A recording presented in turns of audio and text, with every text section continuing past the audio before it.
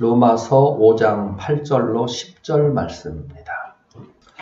우리가 아직 죄인 되었을 때 그리스도께서 우리를 위하여 죽으심으로 하나님께서 우리에게 대한 자기의 사랑을 확증하셨느니라.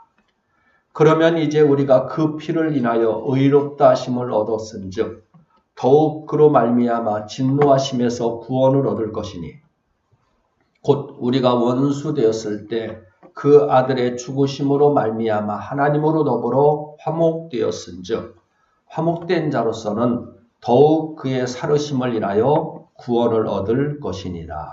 아멘. 계속해서 지금 성화구원에 대하여 살펴보는 중에 있습니다.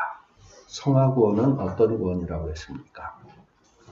하나님의 주권적인 사랑과 은혜 안에서 천국에 들어갈 자격을 받은 기본 구원을 받은 성도들이 믿음을 가진 순간부터 주님이 자신을 부르는 순간까지 이 땅에서 수고하며 애쓰며 노력하는 믿음의 행동들을 통해 그리스도를 닮아가며 성령의 열매를 맺어가는, 다시 말하면 자기 변화를 이루어가는 구원이다. 이렇게 말할 수가 있었습니다. 성도들이 이렇게 성령의 열매를 맺어가면서 그리스도를 닮아가는 자기 변화를 이루게 되면 변화를 이룬 분량만큼 자신의 내면의 마음 중심에 하나님의 은혜 가운데 의와 평강과 희락으로 충만한 하나님 나라에 대한 확신이 주어지게 되고 이 땅에서도 역시 고차원적인 감사와 기쁨과 평안함의 영적인 자유를 누리는 자신이 직면하게 되는 모든 환경 가운데서 능력 있는 신앙인의 삶을 살아갈 수 있게 되어진다. 실제적으로 우리 믿는 믿음의 성도들의 능력 있는 삶이 여기에 있는 것입니다. 이러한 은혜는 제각각의 성도들이 성화를 이룬 분량만큼 영적인 축복을 누림으로 나타나게 되는데 장차는 이러한 성화의 분량에 따라서 성도들이 하나님의 나라에서 해의 영광, 달의 영광, 별의 영광, 별과 별의 영광이 다른 것처럼 제각각 차등적인 영광을 누림으로 나타나게 된다. 성경은 밝혀주고 계십니다. 그러니까 하나님께서 하나님 백성들에게 봉사하라, 충성하라, 헌신하라, 희생하라 요구하시는 것은 하나님이 무언가 부족하셔가지고 그 부족함을 우리들의 행동들을 통해 채우려고 하시는 것이 아니라는 말씀이시고요.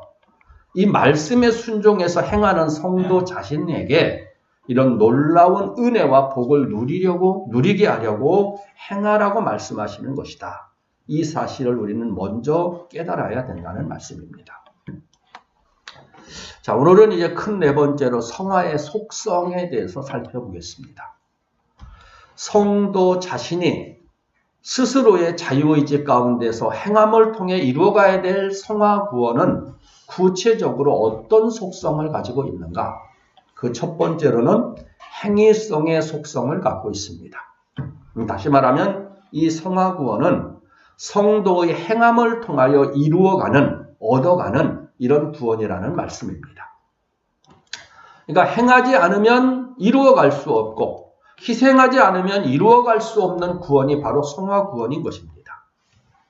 그러니까 이것은 자유의지론자들의 주장대로 인간 스스로의 행함을 통해 이루어가는 구원이지만 그럼에도 이 구원은 그들의 주장대로 천국에 들어갈 자격을 얻기 위하여 행하는 것이 아니다. 이를 먼저 우리가 확인해야 됩니다.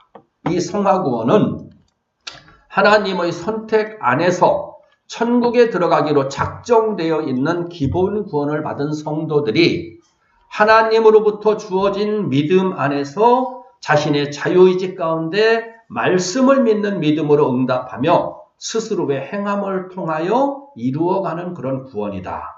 이런 사실을 먼저 알아야 됩니다. 자, 여기서 확인하는 것이 있죠.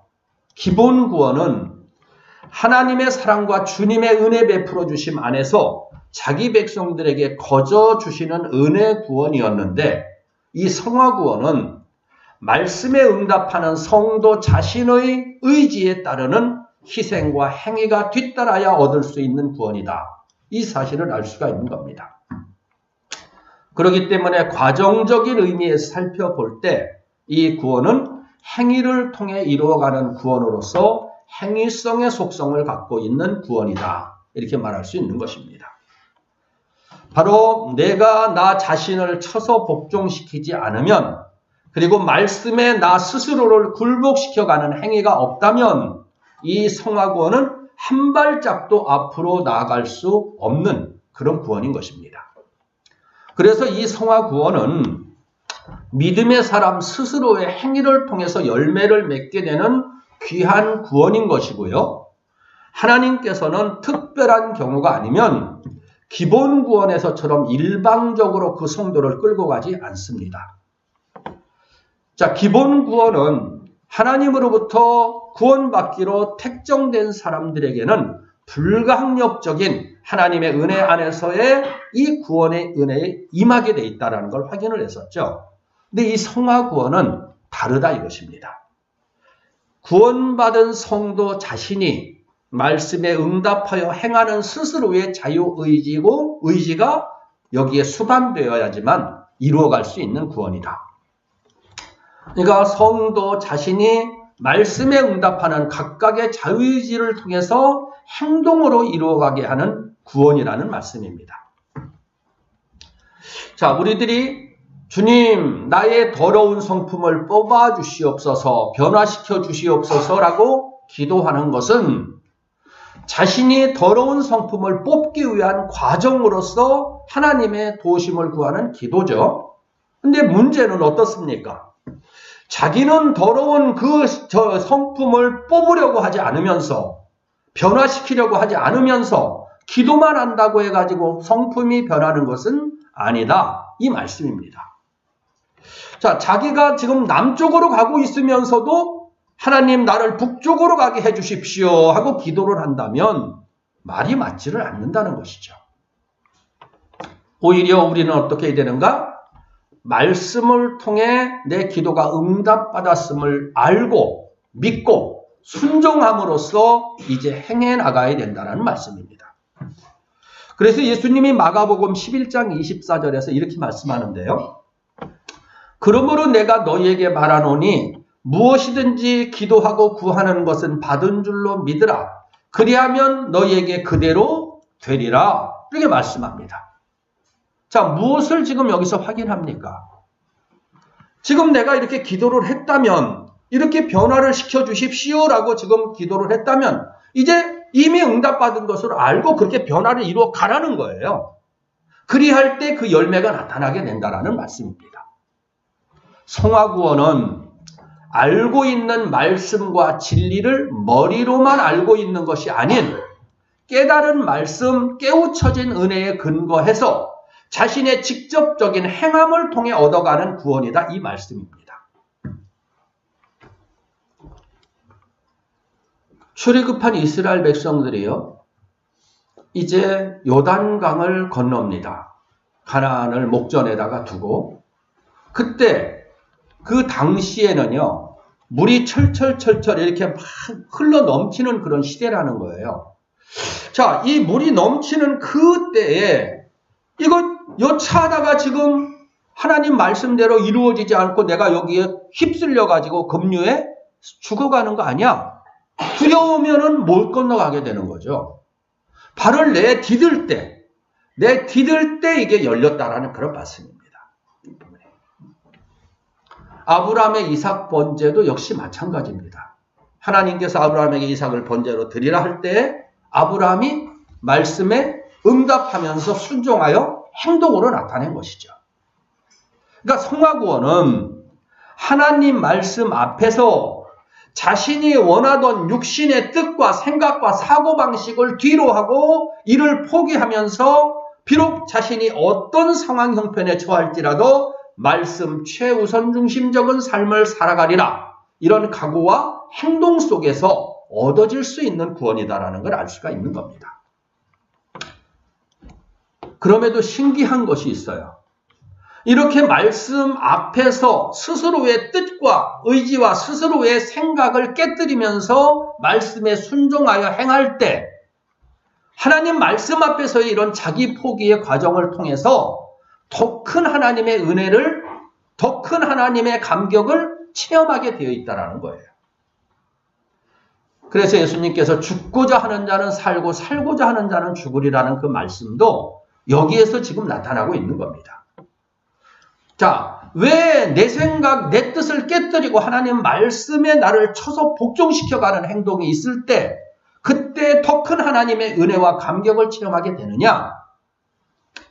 우리들의 영혼은 하나님으로부터 온 영혼이라고 했죠. 때문에 우리들이 하나님 말씀에 순종하는 것만큼 하나님과의 하나됨을 이루게 되는 것입니다. 우리의 영혼이. 그렇기 때문에 우리 안에 우리가 변화를 이루어가는 만큼 하늘의 평안, 영혼의 안식과 감사를 필연적으로 체험하게 되어 있다는 거예요. 이게 진짜 믿음으로써 얻게 되는 은혜이며 축복인 것입니다. 여러분들은 과연 이런 은혜를 지금 느끼고 있습니까? 그리고 체험하고 계십니까? 아마 이 부분들을 나름대로는 다 체험들을 하셨을 거예요. 하나님 말씀 앞에서 내 생각과 뜻을 깨뜨려 가지고 지금 순종해 나갈 때 그때 하나님으로부터 주어지는 은혜, 이 성령의 함께하심 안에서 누워지는 감격, 이 부분들이 아마 있을 겁니다. 분량의 차이는 있을지라도. 자, 그런데요. 자, 현실에서는 또 다시 이게 쉽게 왜 행해지지 않는 것입니까? 이런 은혜가 있다는 걸 아는데도 불구하고 왜 우리들은 또 그렇게 계속 살아가지 못하느냐? 이것은 먼저 자기 자신을 포기하며 때로는 세상적인 손해까지도 감수해야지 되는, 다시 말하면 불신앙의 세상 논리와 반대되는 논리로 자기 자신을 버려야지만 되는, 포기해야지만 되는 이 과정이 먼저 선행되어야지 되기 때문에 그런 것입니다. 세상의 논리는 어떻습니까? 나를 높여라. 그래서 높아지기 위해서 싸우죠. 앞세우라. 뒤에 쓰는 것이 아니고 앞세우라고 그래요. 섬김을 받으라. 남한테서 대접을 받으라. 이렇게 말합니다. 그리고서 너의 가진 것을 자랑하라. 이게 세상의 논리예요. 근데 하나님 말씀은 어때요? 말씀 앞에서 너 자신을 낮춰라. 말씀의 뒤로 서라. 겸손함으로 섬겨라. 거꾸로 반대되는 말씀을 한다 이것입니다. 그렇기 때문에 이 성화구원은 그 어떤 무엇보다도 나아가 자신의 모든 것들보다도 하나님 말씀을 최우선으로 앞세우는 삶을 살아갈 것이다. 이렇게 결단하는 믿음의 사람들만이 한 걸음 한 걸음 앞으로 행함을 통해 전진할 수 있게 되는 것입니다. 하나님께서는 이렇게 자기 자신을 말씀 앞에서 바꾸어가는 성도들에게 이 세상이 주는 것과 같지 아니한 하늘의 신령한 위로와 은혜를 베풀어 주시게 되는 것입니다. 이런 비밀을 깨닫는 성도들은 자신의 것을 포기하면서라도 감사하며 감격하게 되어 있는 거예요. 그리고는 오히려 자원함으로써 이 길을 가게 되는 것이죠. 예수님께서 천국은 침노하는 자의 것이다 이렇게 말씀을 하셨는데 바로 이러한 성화구원은 천국의 비밀을 깨닫는 자, 이들이 바로 행하게 되는 것입니다. 여러분들도 나름대로는 지금까지 말씀 앞에서 여러분의 뜻을 포기하고 말씀에 순종하여 오는 제각각의 믿음의 삶들을 살아오셨을 것입니다. 제가 말씀드리는 것과도 같은 아무도 함께 누릴 수 없는 은밀한 중에 주시는 영적인 기쁨, 이 영적인 감격을 나름대로 누려오셨을 것입니다. 그런데도 불구하고 또 현실 앞에서 또 말씀 앞에서 이러한 자기 변화의 삶을 살아가는 게 어떻습니까? 쉽지 않죠. 왜라고 그랬죠? 내 뜻, 내 생각, 이게 먼저 포기되고 부서지고 깨뜨려야 되는 이런 과정이 있어야 되기 때문에 그런 것입니다. 그럼에도 우리들은 이러한 삶이 주님의 성품과 인격을 닮아가는 성화의 과정이라는 사실을 알기 때문에 애쓰고 힘쓰면서 우리 스스로를 변화시켜 가기 위하여 노력하기는, 작정하는 그런 삶을 살아야 되는 것입니다. 여러분들은 때때로 말씀을 따르는 믿음의 삶을 살아가기 위해서 억울한 일들을 당해본 일들이 있습니까? 눈꼴이 씌인 경우들도 많이 경험하지 않았습니까? 이게 예수만 아니면 당장 폭발할 만한 그런 일들도 있지 않았습니까? 이것은 때로는 가정 안에서도 있을 수가 있고요. 친구들 사이에서도 있을 수 있고, 이웃과의 사이, 자신이 속한 그러한 어떤 공동체 안에서도 있을 수가 있는 것입니다. 믿음이라는 것은 과연 뭘 말합니까? 주님 때문에 이런 것들을 꾹 참고 나아가는 것입니다. 그런 환경 속에서도 자기 스스로를 변화시켜 가면서 자신이 주님의 인격을 닮아가는 삶, 이게 바로 성화의 삶이라는 말씀입니다. 그리고는 어떻습니까? 오히려 옛 성품을 이기게 해주시고 성화를 이루어가게 하심에 감사하는, 이것이 진정한 은혜 속에 들어가는 삶이죠. 그럴 때 내 안에는 영적인 더 큰 평안함이 자리를 하게 되는 것입니다. 바울이 빌립보서 2장 12절에서 이렇게 말씀합니다.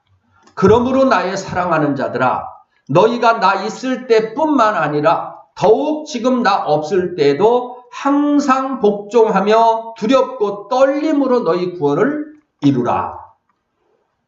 자, 바울 사도는 이 말씀에서요, 빌립보 성도들에게 항상 복종하며 두렵고 떨림으로 구원을 이루어가라, 이렇게 말합니다.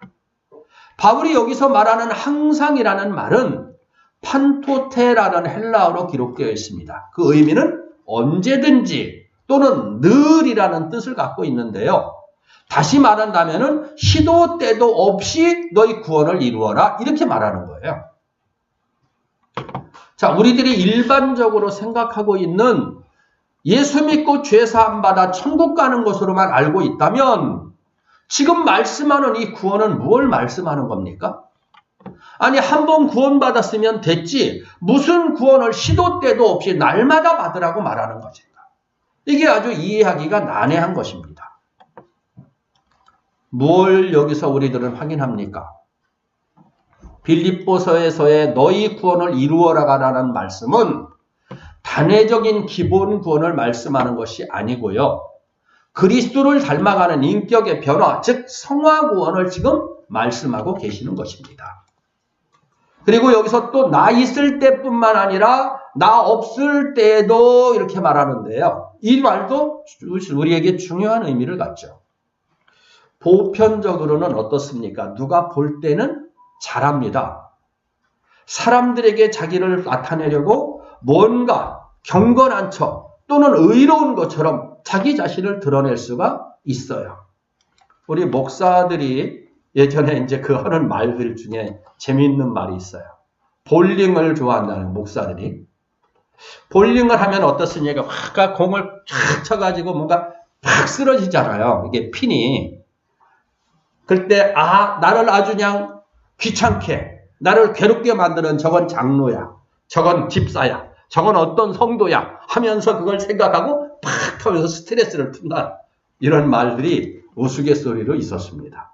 아마 사실도 그런 일들이 있을 수도 있을 것 같습니다. 자, 근데 지금 이 말씀은 뭐라고 말합니까? 성도된 사람들은 아무도 보지 않는 그곳에서도 두렵고 떨림으로 말씀에 복종해 가는 가운데 구원을 이루어가야 된다.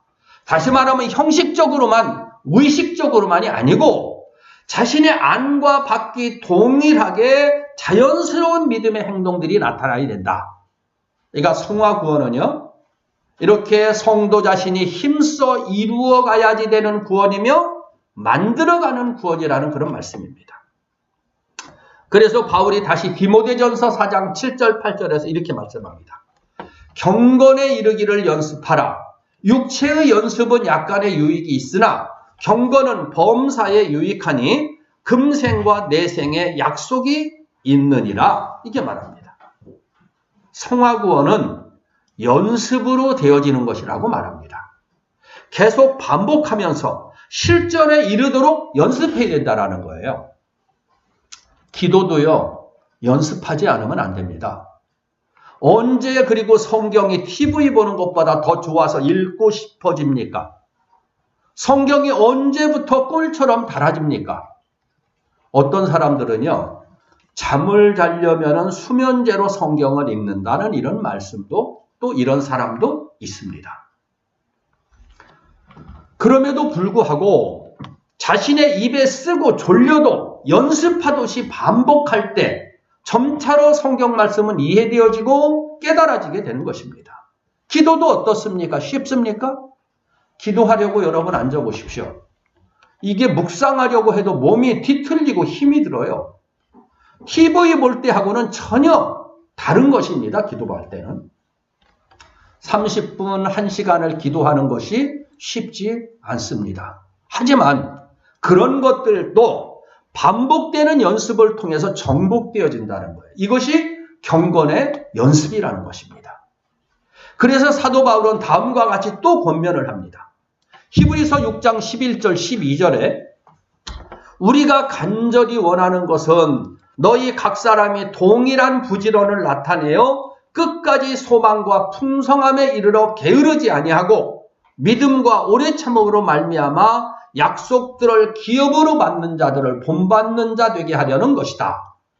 자, 실제적으로 이러한 성화의 삶, 자기 변화의 삶이 쉽지는 않지만 우리는 더 나은 우리 자신의 기업을 받기 위해서라도 반드시 행해야 된다는 거예요. 연습, 반복되는 훈련, 또 부지런한 행함을 통해서 약속된 기업의 축복들은 받아지게 되어 있다는 말씀입니다. 이렇게 열심을 다하는 믿음의 수고는 기본 구원을 얻기 위한 것이 아니죠. 더 나은 상급과 기업을 얻기 위함이라고 말씀을 하고 있고 기본 구원을 받은 하나님의 백성들은 이렇게 영광스러운 기업과 상급과 면류관을 얻기 위한 소망으로 말씀과 직결되어지는 믿음의 삶을 살아야 된다. 이렇게 밝혀주고 있는 것입니다. 그래서 하나님은 요한을 통해서 주님의 재림을 기다리는 말세시대 성도들에게 이렇게 충성을 촉구하시는 것을 보게 되는데요. 계시록 2장 10절 말씀입니다. 네가 죽도록 충성하라. 그리하면 내가 생명의 면류관을 너에게 주리라. 이렇게 말씀합니다. 자, 죽도록 충성하면 구원을 준다고 하지 않고요. 생명의 면류관을 주신다는 거예요. 이렇게 성화구원, 즉 생명의 면류관은 충성이라는 행위를 통해서 얻어가는 구원이고 성도들이 죽음에 이르기까지 충성할 가치가 있다라고 가르쳐주면서 성도된 사람들은 면류관의 상을 소망하며 주어진 현실 가운데서 말씀 순종을 위해 최선을 다하는 충성하는 믿음의 삶을 살아야 된다. 이렇게 지금 교훈해 줍니다. 실제로 여러분 면류관은 누가 받습니까? 올림픽 경기에 출전했다고 다 면류관 받는 거 아닙니다. 뽑힌 선수들은 다 열심히 뛰지만 이긴 사람이 받는 것이죠. 여기서의 충성은 생명에 이르는 충성을 지칭하는데요. 그 열매가 바로 순종하는, 말씀에 순종하는 행동, 주님을 닮아가는 성화의 분량에 이르는 충성을 말씀하고 있는 것입니다. 그래서 성화구원은 행위성의 속성을 갖고 있는 구원이다. 이렇게 우리가 확인할 수가 있는 겁니다. 자, 다시 두 번째로 성화구원 속에는 어떤 속성이 있느냐? 점진성의 속성이 있습니다. 점진성, 발전해 나가는 그런 구원이라는 말씀입니다. 그러니까 성화구원은 단회적으로나 또는 일시적으로 이루어지는 구원이 아닙니다. 조금씩 점차적으로 이루어 나가는 구원이라는 그런 말씀입니다. 기본 구원은 예수 그리스도를 구주로 영접한 순간, 믿는 순간 즉각적으로 이루어지는 일생에 단 한 번 있게 되는 구원입니다. 이를 우리들이 비유한다면 세례로 비유할 수가 있습니다. 우리가 예수를 믿는다는 그 믿음의 표식으로 세례를 받게 되죠. 세례는 일생에 한 번 받으면 되는 것입니다. 그런데 행함을 통해 이루어가는 차등적인 상급과 연결되는 성화구원은 단번에 완성되는 게 아니에요. 일생을 두고 이루어가야 되는 점진성의 속성을 갖고 있는 구원이라는 말씀입니다. 그래서 베드로 사도는 이 성화구원을 어린아이가 성장하는 것과 같은 비유로 다음과 같이 말씀을 합니다. 베드로전서 2장 1절로 2절인데요. 그러므로 모든 악독과 모든 계율과 외식과 시기와 모든 비방하는 말을 버리고 갓난아이들 같이 순전하고 신령한 젖을 사모하라. 이는 이로 말미암아 너희로 구원에 이르도록 자라게 하려 함이라. 이게 말합니다. 자, 성도들의 믿음의 삶을 지금 갓난아이로 비유하면서 갓난아이가 어머니의 젖을 사모하듯이 성도들은 신령한 젖인 하나님 말씀을 사모하는 믿음의 삶을 살아야지 된다.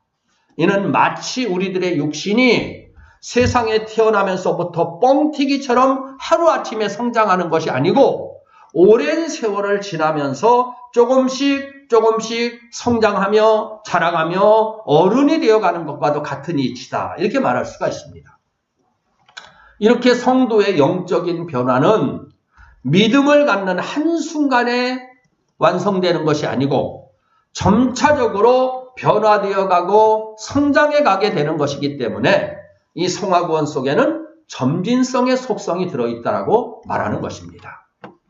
그래서 바울은 이렇게 점진적으로 이루어가는 성화구원을 건축물이 완성돼 가는 그런 과정으로 비유해서 또 설명을 하기도 합니다.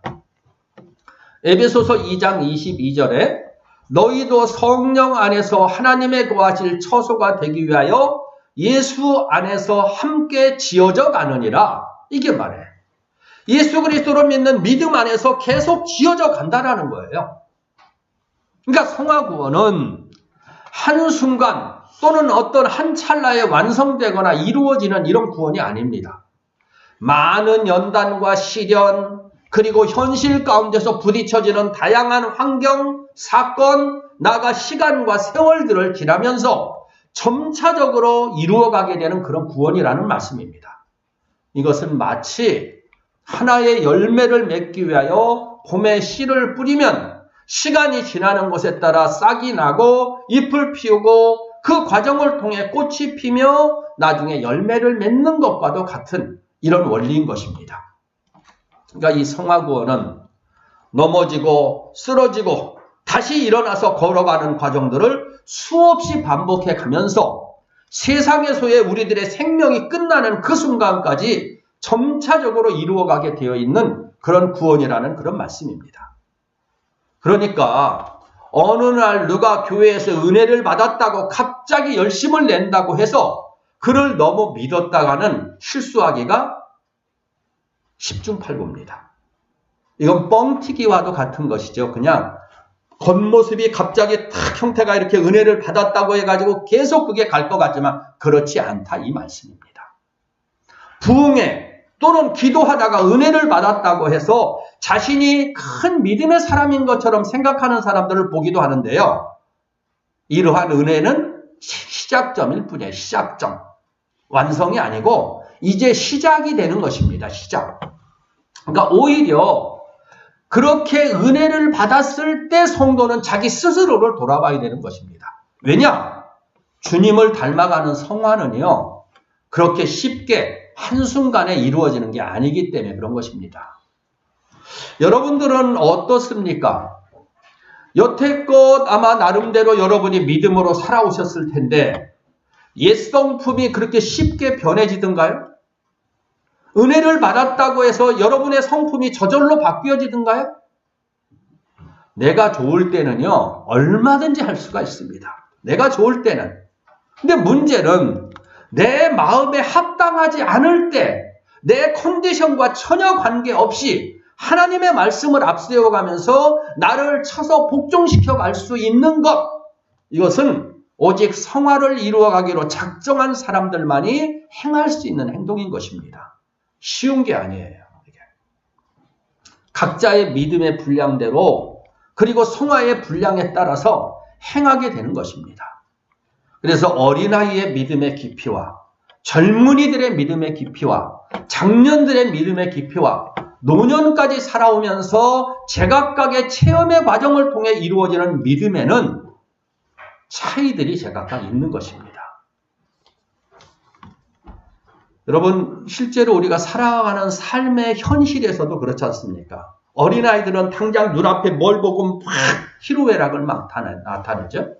청년들 같은 경우에도 좋을 때는 막 힘이 막 들어가 그냥 막 열심히 하지만 의욕이 넘치지만 어떤 벽에 부딪히면 금세 막 이렇게 깔아앉는 그런 경우들도 보죠.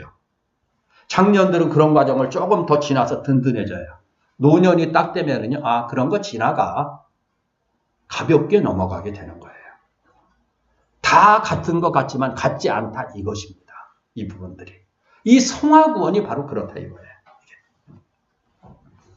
그러니까 이 성화구원은 바람이 불고 창수가 나는 쓰고 쓴 맛들을 통과하면서 확인되어지고 또 다져지면서 또 이루어져 가게 되는 이런 구원이라고 볼 수 있는 것입니다. 그래서 바울은 갈라디아 4장 19절에서 이렇게 말하는데요. 나의 자녀들아, 너희 속에 그리스도의 형상이 이루기까지 다시 너희를 위하여 해산하는 수고를 하노니 이게 말합니다. 바울은 성도들 안에 그리스도의 형상을 이루게 하기 위하여 해산의 수고를 한다. 이렇게 지금 고백을 해요. 인간에게 있어서의 최고의 고통은 해산의 고통이다. 이렇게 흔히 말들을 하죠. 실제로 그런 것 같습니다. 남자니까 그걸 잘 모르지만 우리는 베냐민을 출산하다가 죽은 라헬의 그 모습을 보면서도 정말 이 해산의 그 과정은 죽음을 지금 통과하는 것과도 같은 고통의 과정이구나. 이 사실을 나름 알 수가 있죠. 그러니까 이렇게 한 사람의 영혼에 그리스도의 형상이 바르게 회복되어지기까지는 다시 말하면 믿음의 바른 성장을 위해서는 이러한 엄청난 희생과 섬김과 인내와 수고와 고난의 과정들을 지나야 되는 것은 물론이며 자기 포기의 과정을 거쳐야지만 된다 이거예요. 그래서 바울은 고린도전서 15장 31절에서 다시 말합니다. 형제들아, 내가 그리스도 예수 우리 주 안에서 가진 바 너희에게 대한 나의 자랑을 두고 단언하노니 나는 날마다 죽노라 이렇게 말해요. 바울의 자랑은 죽는 거예요. 사는 게 아니고 죽는다는 게 뭘 말합니까?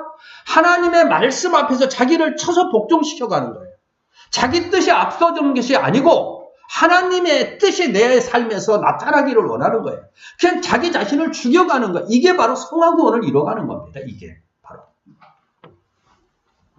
때문에 이러한 영혼의 성장을 이루어가는 성화구원은 한순간에 이루어지는 구원이 아니고 그에 합당한 행함이라는 과정, 값이 지불되어야 되는 것은 물론이며 성도 자신의 행동을 통해서 조금씩 성장해 가게 되어 있는 점진성의 속성을 갖고 있는 구원이라는 그런 말씀입니다. 자, 예수님께서는요, 성화구원을 이루지 못한 이유에 대해서 이렇게 지적을 해주는데요. 마태복음 25장 26절의 말씀입니다. 그 주인이 대답하여 가로되 악하고 게으른 종아, 나는 심지 않은 데서 거두고 해치지 않은 데서 모으는 줄로 네가 알았느냐? 이렇게 지금 말합니다.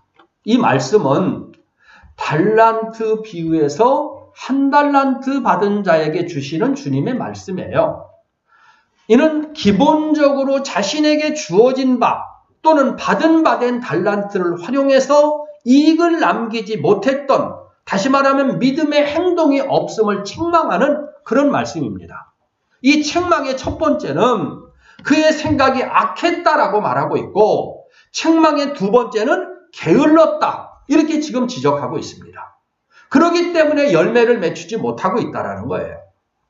자, 여러분, 지금 이 말씀은 무슨 구원을 말씀하는 것입니까? 무슨 구원? 이 달란트 비유 역시도요, 성화구원에 대한 말씀이라는 사실을 우리는 알 수 있는 것입니다. 자, 여러분, 과연 구원에 대해서 정립이 되고 있습니까? 자, 앞에서는요, 에베소서 2장 9절에서 이렇게 말씀했어요. 행위에서 난 것이 아니니 이는 누구든지 자랑치 못하게 함이니라 이렇게 말씀을 했습니다. 행위에서 난 것이 아니기 때문에 누구도 자랑할 수 없다 이렇게 말했는데 지금 주님이 한 달란트 받은 자에게 이 행동에 게으른 것을 지금 책망하고 계세요. 지금 교훈하시는 구원하고 에베소서 2장 9절에서 말씀하셨던 이 기본 구원은 지금 주님이 깨닫게 하시려는 구원의 방향 자체가 같은 것이 아니고 서로 다른 것이다. 이걸 우리는 먼저 알아야 되는 것입니다. 그러니까 에베소서 아까 2장 9절에서 행위에서 난 것이 아니니 자랑치 못하게 함이라는 것은 기본 구원을 말씀하는 것이었고요. 지금 이 한 달란트 받은 종에게 악한 것, 게으른 것을 책망하신 것은 성화 구원을 지금 말씀하고 있는 겁니다. 이게. 자, 이를 보면서 우리들이 뭘 확인합니까? 성도들이 성경에서 말씀하시는 무조건적인 은혜로 주시는 기본 구원과 그리고 기본 구원을 받은 자들이 자신의 행위를 통해 이루어가게 되는 성화 구원의 단계를 바르게 깨닫지 못하면 성경 안에서 스스로 헤맬 수밖에 없게 되어 있다.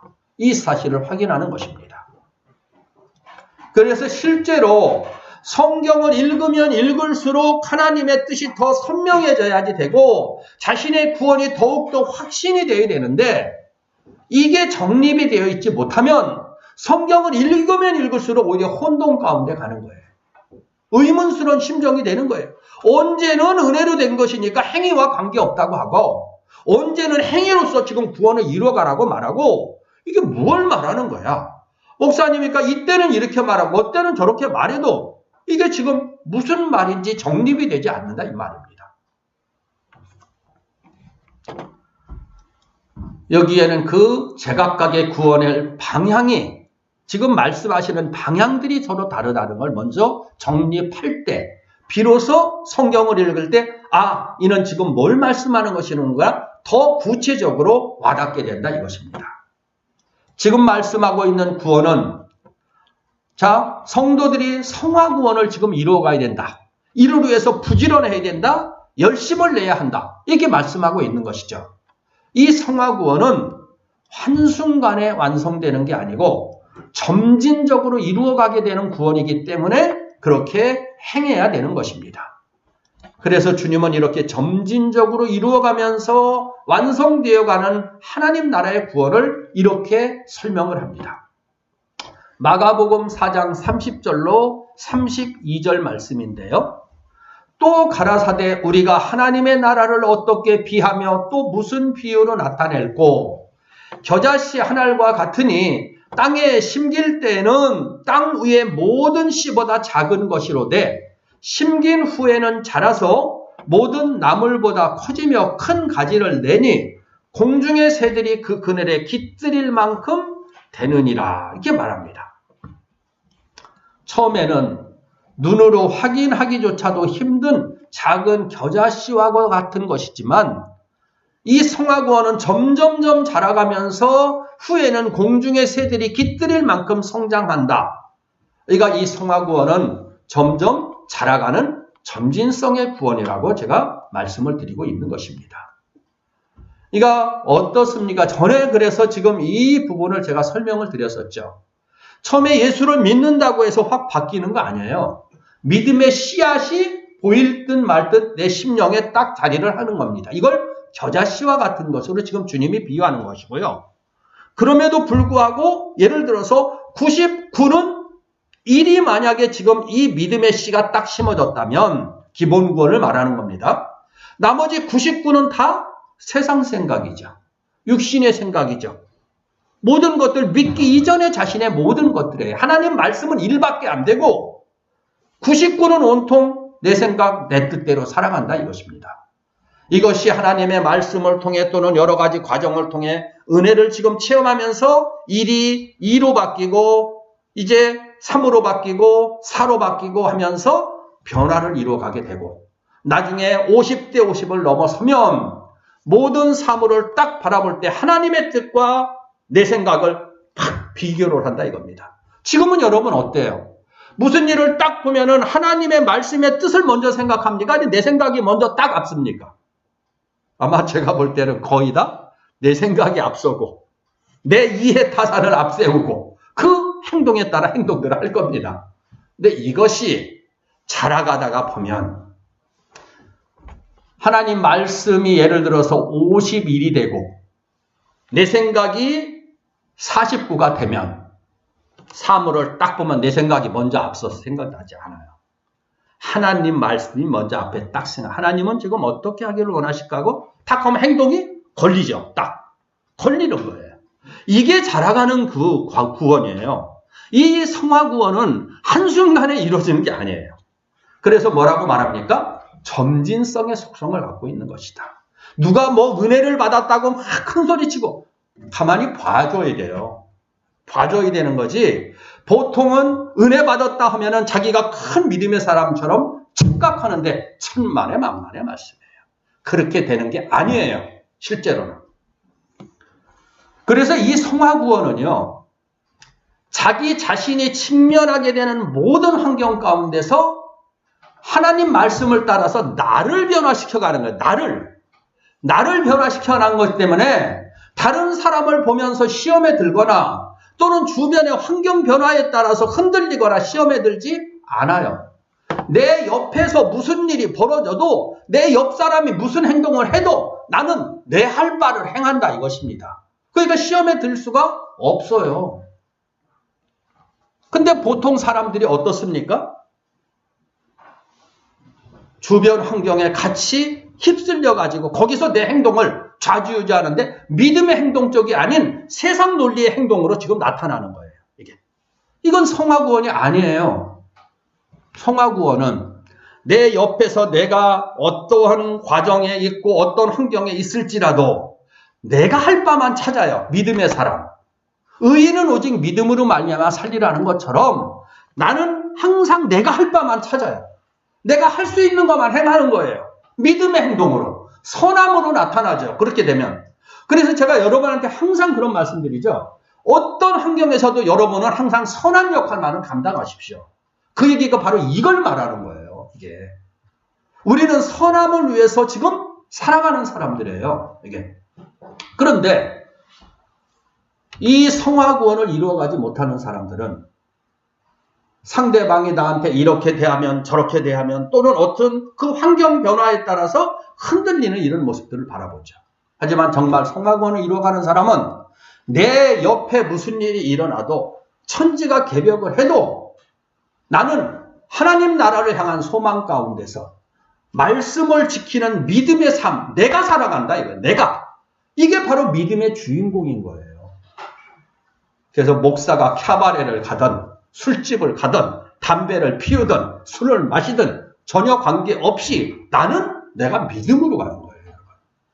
그러면 흔들리질 않아요. 보통 사람들이 상처를 받는 것은 뭡니까? 다 성화구원을 이루어가는 게 아니고 믿음의 논리로 지금 바라보는 하나님은 그런 사람은 믿으라고 본 적이 없어요. 여러분 하나님의 마음에 합했던 다윗 같은 사람도 봐요. 자기 욕심에 이끌리고 자기 본분을 잃어버리니까 남의 여인을 끌어다가 관계를 하고 나중에는 그 남편까지 간계를 써서 죽이잖아요.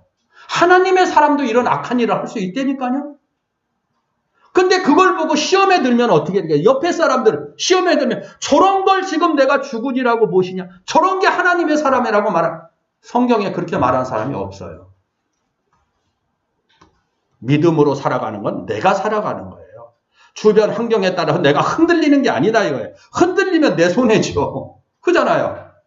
우리는 믿음의 삶을 살아갈 사람인데 주변이 그렇다고 해가지고 내가 지금 거기에 이리 넘어지고 저리 넘어지고 이러면 되겠습니까? 그렇지 않다 이것입니다. 그래서 정말 성화구원은 주변 환경이 어떨지라도 내가 어느 때 어느 곳에 있을지라도 내가 하나님 말씀을 따르는 믿음의 삶을 살아가는 거예요.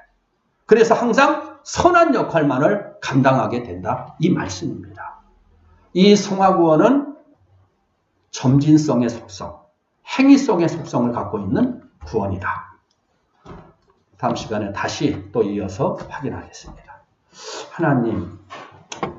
하나님께서 예수 그리스도의 은혜 안에 하나님 나라 천국 백성이 될 수 있도록 기본 구원을 주신 우리들은 과연 어떤 삶을 살아가야지 되는 사람인가? 말씀을 통해 확인을 했습니다. 우리 성도들 먼저 기본 구원과 성화 구원에 대한 실체를 확실하게 분별할 수 있도록 은혜를 더하여 주시고, 자신이 처한 모든 환경 형편 속에서 자기 스스로 말씀을 따라 변화를 이루어가리라 작정하고 다짐하는 은혜 안에 살아가는 우리 성도들 다 되게 하여 주옵소서. 예수님의 이름으로 기도드립니다. 아멘.